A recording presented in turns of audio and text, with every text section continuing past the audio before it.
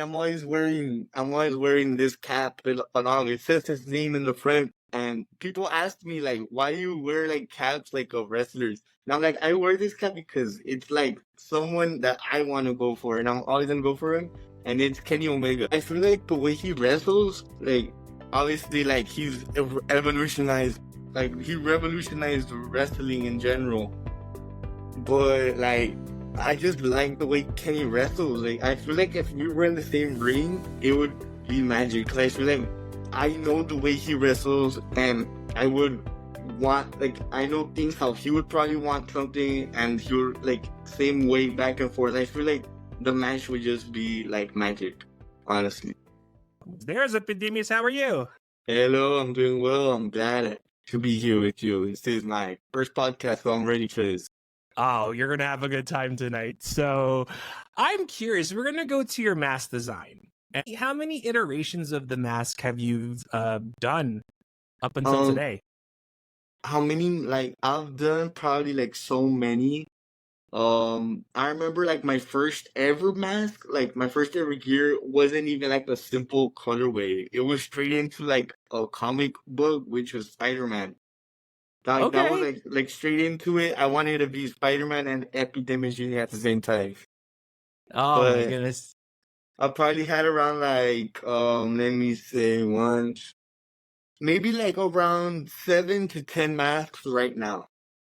How has each mask been evolving as you started, doing your wrestling thing? Well, at first, like the first mask as the Spider-Man one has literally no breathing holes. Oh, my So gosh. it was like honestly like covering my mouth, really like hard to breathe. But first couple matches, first couple months, I mean, that's how I had to do it, like just without, because that was the only mask I had. And then once I started like wrestling more and I started to get like knowing how to wrestle, knowing my times and stuff like that, I started telling like my gear maker, I think I might need like the breathing holes. And he's like, oh, okay, I'll put them on there. Cause as well, my father has the breathing holes, but he was like, I think you can do them like that. I mean, it looked fine without them. But I mean, I told him like, nah, I think it helps when I talk and like also like breathing well. So Yeah, and like with this current mask design, what were some nods that you started to design your current mask now? my current mask, I mean, it kind of just like been the two holes, but well, other than that, I'm just like changing the colors, or doing like a collab with another luchador, like mixing the masks together. Like I did the recent collab with my trainer, which is Laredo Kid. When I added his spikes in the back, and like a lot of people love that, so it was really something cool for me. Nice. And I'm sure like being a luchador, like who did you look up to as you started to learning how to wrestle? Like who were those luchadors for you? Well, my idol, like from all time, is Laredo Kid. So Mm. like it was really like well that I got to train with him. I got to start off with him, like my debut matches with him. And like I've done so many things with him. Like recently, I just came out as like in Mexico when they have one-on-one matches, they have someone come out with him to like help him and stuff like that. And I helped him in one of those matches to defend his belt, but in AAA. So it's like something really big. Like damn, I came from like 8 years old starting to train with him, now being in AAA with him, which is like really crazy. How was lucha in Mexico compared to here in the US? Wow, Lucha in Mexico, well, Lucha in general is just awesome. Like, I love Lucha. Like it's just a way of you can freestyle with anything, and like there's no rules. And in Mexico, the crowd is just another thing. Like there's different cities where the crowd is a little bit harder and they're a little bit more harsh. Like they're just telling you things and they don't care nothing about the wrestling. But there's some crowd who that really love the lucha and everything you do, they're just like, oh, they're really like really into it most of the time. But here in the US, I mean, I love wrestling here since like I've noticed that the crowd is more into like knowing what we are trying to do. When to in Lucha, they just want to see everything, you know. They want to know who's gonna throw the most farthest thing. And when wrestling, it's more technical, which is like I like that difference when I like that switch that I would have to do, you know. Especially, and how is your time in AAA? Like, what have you learned along the way? Because it's in the beginning of the year too. So, like, what were some lessons within that short time? What did you learn as you started to go through AAA's like different styles of wrestling? Well, when I started going to AAA, I noticed a lot more fast paced. Their way Lucha obviously is a fast pace, but now that you're like in the bigger like company now like AAA and it's like TV, you have to do a lot of things more faster. Like they want things like on point. You need to go up and on fast. So it's just a really faster experience, and I feel I need to get used to that. You know, try to not be as like try to be super fast, but be at that pace that they want them to, so they can I can be that guy for them. Was there like, I wouldn't say culture shock. Like, how did you adapt into coming into like a Mexican wrestling promotion? Like, was there like a culture shock to begin with, or were you already used to once you started to get to know like what the ins and outs are in Mexican wrestling? Well, when I first started, I started in the Mexican side, so like Mm. I kind of knew most of the stuff about Mexican wrestling. I started off in Mexican wrestling, so I kind of like knew the ins and outs of everywhere. Um, Mexico City was like the first time I've been there, but most of the Oh, times that I've okay. been recently going there was for AAA, so I kind of learned everything when I started going for AAA, you know. But coming into the American side, was there a time to adapt? Especially being that it is a different country. Like, what were some things that you had to adapt once you started to go? Like, for example, with Battle Wars, which we're going to discuss later. Like, what were some things that you adapted as you come in from like from Mexican wrestling? Yeah, it's a lot harder to adapt to come into like American wrestling because you need to find like moves when in lucha it's kind of just a bunch of show big aerial moves, dives, a bunch of more acrobat. When to wrestling, more ways to get into different things, more chaining. It's a lot more technical. It's literally from start to finish type thing. Like as soon as you come out of the curtain to the time you go back into the curtain, that's how I see American wrestling, and I just love it that way. What was that match that you enjoyed working with? The match, I feel like it was that first match that I did in AAA, which was me and Monster Extreme, which was this like 12-year-old kid, which was really amazing. Like seeing, Really? yeah, he's 12 years old. But I told him like he was really nervous, but I told him like, hey man, we're not that far apart. Since he's 12, I'm 18. So like, hey, we're not That's that kind far. of a reasonable gap, though. It's a reasonable gap, but I'm like, I feel like we're both still kids coming into the big leagues. Like it's a big difference. And then we had to face like the Vipers, which was Toxin and Latigo, which like those guys are pretty big. Like now they're in GCW, they're everywhere. So it's like, damn, wrestling those guys was, and especially in AAA, was something really big. Yeah, I want to bring that up too. Like, what advice did some of AAA's talent? What advice did they impart to you, even though you had that short time? Most of them were just like from like how what I have like in 2 years wrestling and the age I have, they see me like a prodigy, as you know, like how they see Nick Wayne and stuff like that. They see me like that, and they're like, "You got this!" Like it's just coming so natural. You kind of like you were just born into like a luchador, and they were just like, "You just gotta keep going. You're just going straight up." And I'm like, "Oh, thank you," as well. Like I'm just trying to make it up there, like they are, And do you see yourself with the other promotions like CMLL? Do you ever see yourself in the picture of being in another promotion down the line? Definitely. I definitely see myself down in a different company. It can be anywhere. Like I'm not just gonna stay in Mexico. I'm also trying to go I follow my dream. For my dream is to be in New Japan. But Ah. as well, another like easiest way to make it there, I feel, is by going to see them else since they are really good friends, you know. Yeah, and do you have, and with New Japan, like, who do you want to have as a dream match to wrestle with? This is like something it probably won't happen anytime soon. But if No I harm in trying. Yeah, I won't stop trying. I'm always wearing this cap along. It says his name in the front, and people ask me like, why you wear like caps like of wrestlers? And I'm like, I wear this cap because it's like someone that I want to go for, and I'm always gonna go for him. And it's Kenny Omega. Ah, okay. Yeah, What were Kenny what Omega is like, for me. I feel like that guy will be like my dream come true. For honestly. what was so special about Kenny to you? I mean, I feel like the way he wrestles, like, obviously, like, he's evolutionized, like, he revolutionized wrestling in general.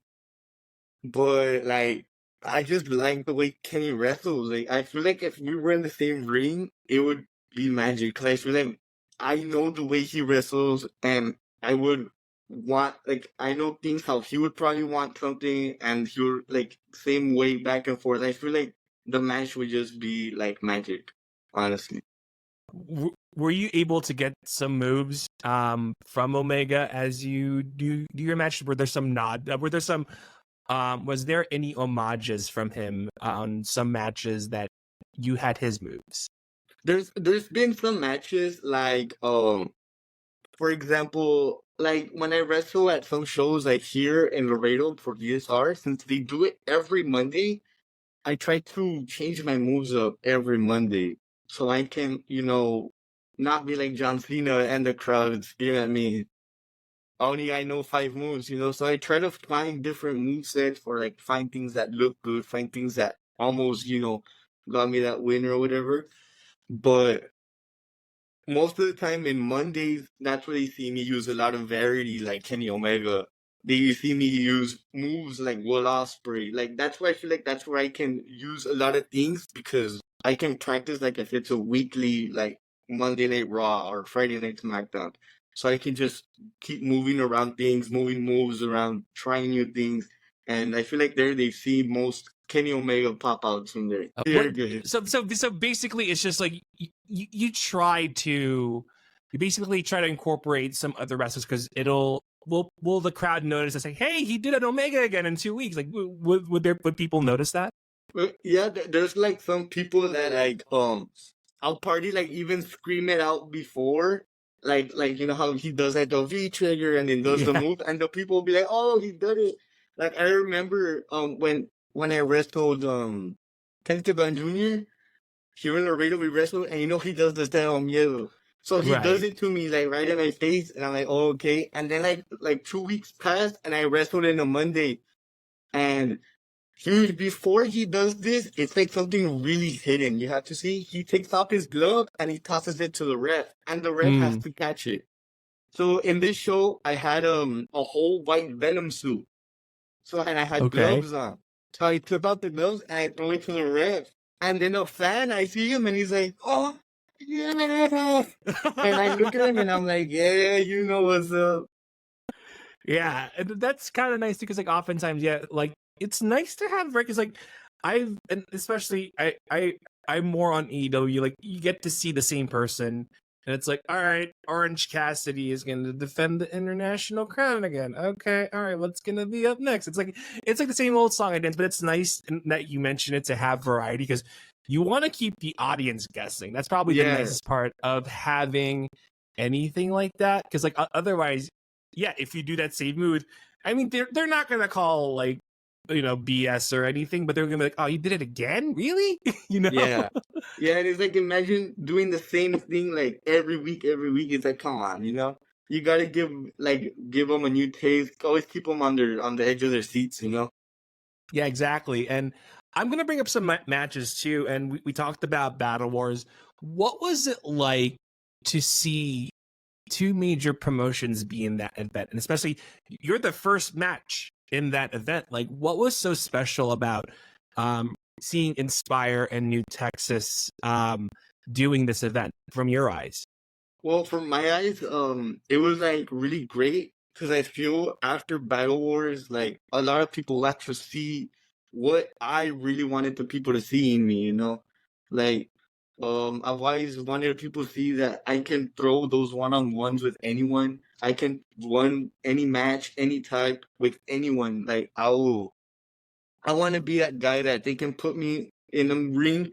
Anyone could come out of that curtain and it will be a banger match, you know? And I feel that's what they got in Star Wars. And that whole week it was a roller coaster since the day before I think it was New Texas showcase. So it was like a lot of people just got to see me that week. But I feel like after Star Wars it was just a magic since I got to wrestle just Nick and then I got to work Adam. It was just like really good in general. Yeah, and you had the four-way. It kind of sucks because I really wanted to see Rudy Garza that match. Sadly, he Yeah, got Rudy injured. Garza. Yeah, I kind of miss. I saw him in reality like a few months ago. And what was it like going against four people? Like, what was the process of going before and during and after the match?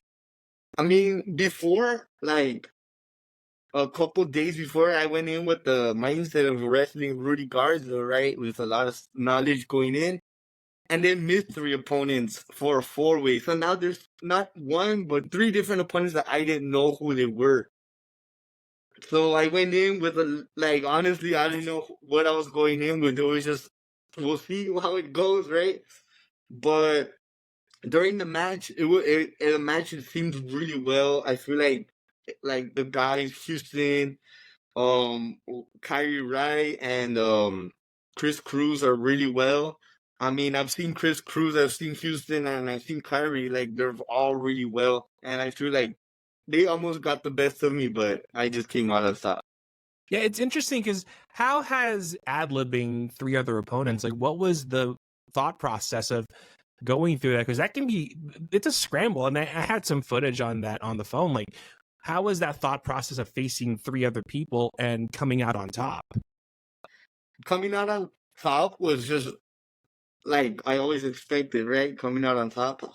But like also wrestling different people, you always have to have your eyes everywhere since you can be almost winning and right from out of nowhere someone comes and blocks. So it's like you just always need to be on your toes or maybe, because you never know. There's always like three different people just waiting to jump in and get you. So you just don't know. Yeah, and like how unique was it for each opponent? Yeah, like did you like study tape, or you kind of just went along with everyone with that match? I kind of just saw like I've seen some of their footage. I've wrestled Houston before. Chris Cruz and Kyrie have not wrestled them, so I kind of knew Houston more. I studied them a bit more since I wrestled him, but Cruz, I didn't know anything about Cruz or Kyrie. They were just when I saw them both come out, I didn't even see Kyrie come out. He just attacked Houston, so it was something like. I was like, my mind was very like out of this place because I didn't know who the last one was gonna be, and then Houston got attacked, so it was just everywhere in my mind. You're just like all over the place with that match Yeah, too. I was like, what I was going on? I was like totally unready, but like mentally I wasn't ready, but physically I was there, you know. Yeah, and I mean you did win after all, so that was kind of a good outcome from what you can see. And I'm curious too, like when Rudy comes back from injury, do you have any plans to wrestle him down the line, whether it's this year or some other time? Oh, definitely, definitely. After that, um, I feel Rudy can see that, I ain't backing down on nothing, even if it's a mystery opponent.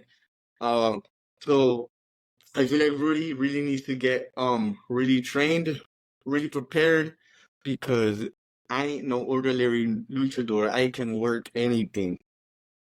And it's a lot of just like really just like improvising and just going through the motions of a match too. And I'm kind of thinking too, like I wanted to bring this up too, and this was, I think, from last year. You had that 4-way with Brick, with Cavens, and with Shimbashi.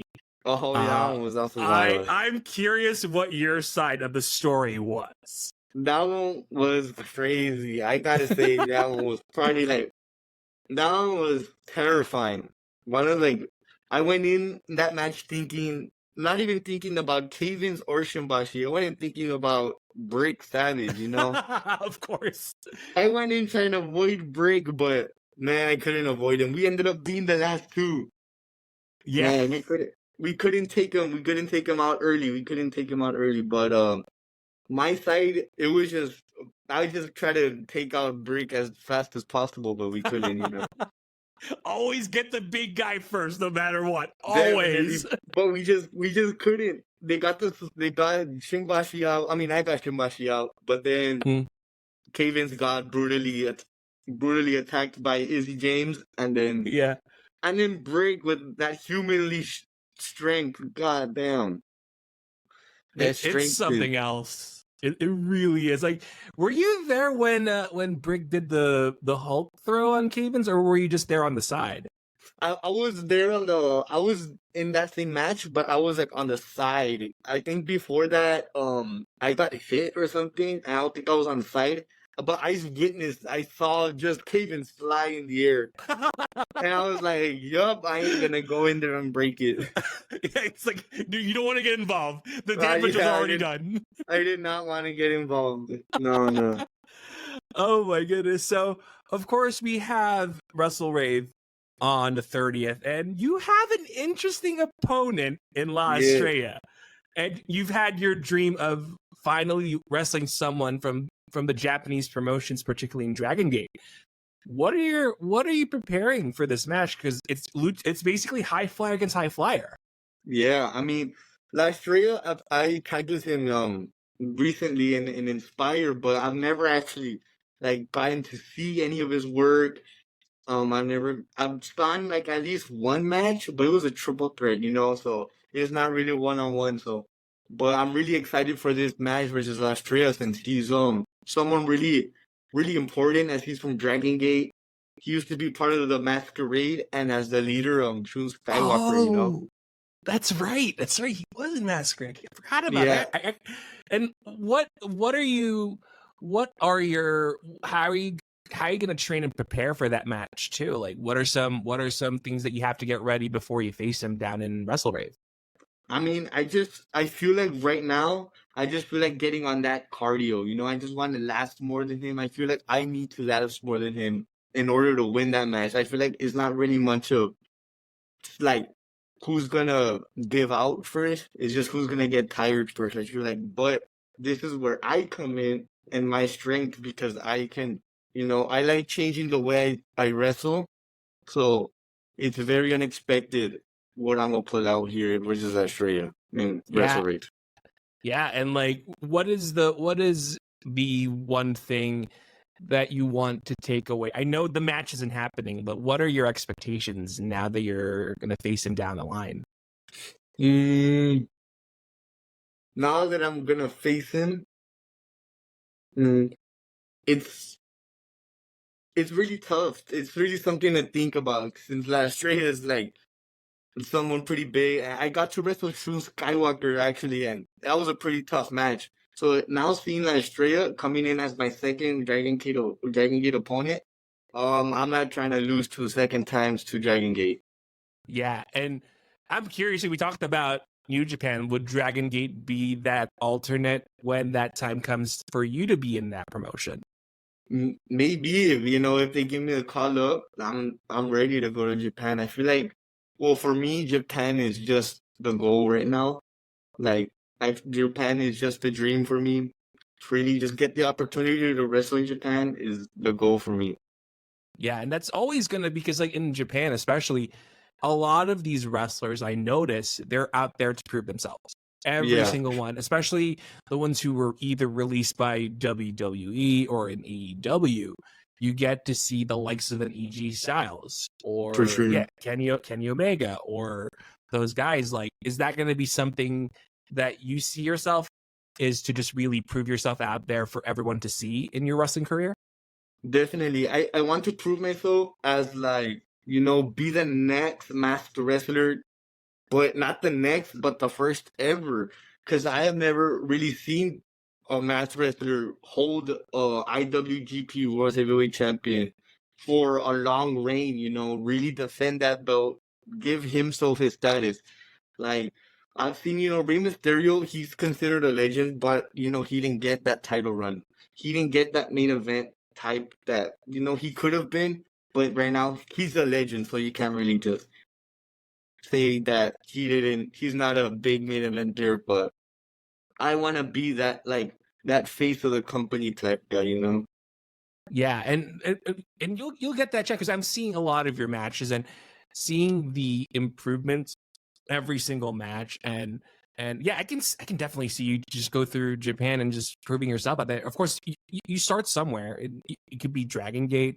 Next thing you know, you're going to be in New Japan real soon. It could be New Japan Strong for all we know. Like, honestly, Yeah. especially with your career, it's kind of nice to see someone and see. And I've never seen a luchador. And honestly, like, that was the first match, was that 4-way with Brick, Cavins, and Shimbashi. I've never seen a luchador like up close. Damn, really? And yeah, it is. Yeah, seriously. I mean, Rey Mysterio has been like the only luchador I've seen, but like seeing a luchador face to face is different because you get to feel the action. Yeah, You get sure. to feel it, which is kind of like nice to have. And like now that grind is happening, and now you're seeing someone from Dragon Gate. So honestly, like, yeah, it's on the up and up, honestly. For sure. For sure. And Wrestlery will get a really good match with me and Estrella. Estrella has to be ready because I will be coming in full gas and ready for everything. Yeah, and it's gonna be a banger too on the 30th, and I'm curious, especially, and I think you kind of mentioned it earlier. Like, what were some other goals you have in 2024? I know Japan is that one goal. Like, what else do you have in mind? Some other goals is probably like just start expanding more out to the US, break out of Texas, maybe go start traveling other countries more, go to Australia, Germany, UK, you just start breaking out more and like start wrestling bigger talent, bigger names. Yeah, and it's gonna be there down the line. It always starts somewhere. So, but Definitely. otherwise, yeah, this is gonna be the end of our little conversation. Thank you so much, Epydemius. I've learned a lot from you on your first. See, you can do it. You can do For it. sure. Yeah. Thank So, you. but yeah, so so I always end this conversation with this: the World Health. Let's do that again. The World Health Organization listed adolescents between the ages of 10 and 19. People who grew up in those ages tend to pick things up as they grow. Now, if you were in the same room as young Epydemius Jr. at age 14, what would you give him as advice, or what would you like to talk to him about? You're gonna put your mind to something, stick to it, and do not work your ass off for it because nothing in life is given. So that's Wow. probably what I'll tell my younger self. Oh man, that's deep. This is Yeah, very deep. really. So, but otherwise, thank you so much for joining us on this podcast. I have nothing left to give, but you have the floor. Where can we find you, and what are your upcoming events? You can find me on social media on Facebook as Epydemius Junior Luchador, on Instagram as Epi, and that's all my social media you can find me at. And I think I also have X, which I think is Epydemius Junior. Um, and my upcoming matches, Saturday, March 9th, I will be on AAA. This 10, on this Sunday, I'll be on Houston. And then March 30th, WrestleWave. I also have March 15 at United versus Cody Lane. I have March 16 with the new promotion at Houston, with versus Diego. And then I have much more coming up for April and May, definitely. All right. Some Awesome. good promotions coming up.